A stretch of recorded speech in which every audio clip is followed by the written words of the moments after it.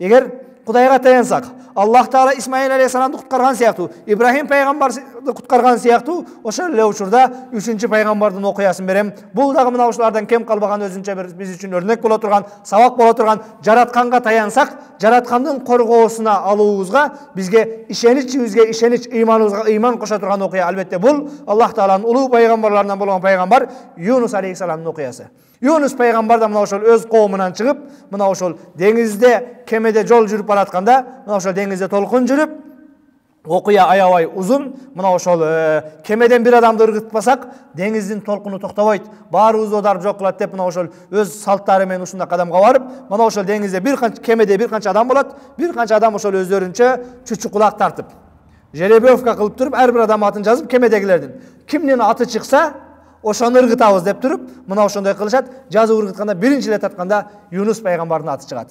Кемедегилердин бардыгы каршы чыгат. Биздин арабыздагы кемедегилердин эң жакшысы бул Юнус.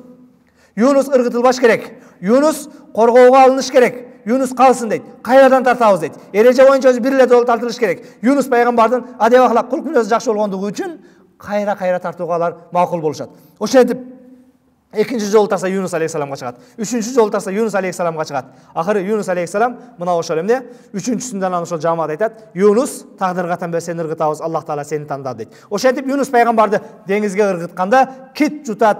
Деңиздин суудун астында аба жок экенин баарыбыз жакшы билебиз. Сууга чөгүп өлүп туруп аба жетпей деп айтабыз, Суудун астында аба жок, киттин ичинде аба жок. Мына ошол киттин ичинен дагы ашказанына барып жайгашып, мына ошол жерде 40 күн жаратканга тооба кылат. Эгер акылга сала турган болсок, суудун астында, киттин ичинде адам аба жетишпестен өлүш керек эле. Бирок тилекке каршы Юнус бактыга жараша Юнус алейхиссалам өлбөстөн кайтып, жаратканга тооба кылып, Аллах Таала аман сактап калганы. Албетте бул мына ошол пайгамбардын жаратканга таваккал кылып, "Ла илаха илля анта субханак, инни кунту миназ залимин." Аллахым, сен жалгызсың, сен ибадатка татыктуусуң, сен аруусуң, сен кемчиликтерден тазасың.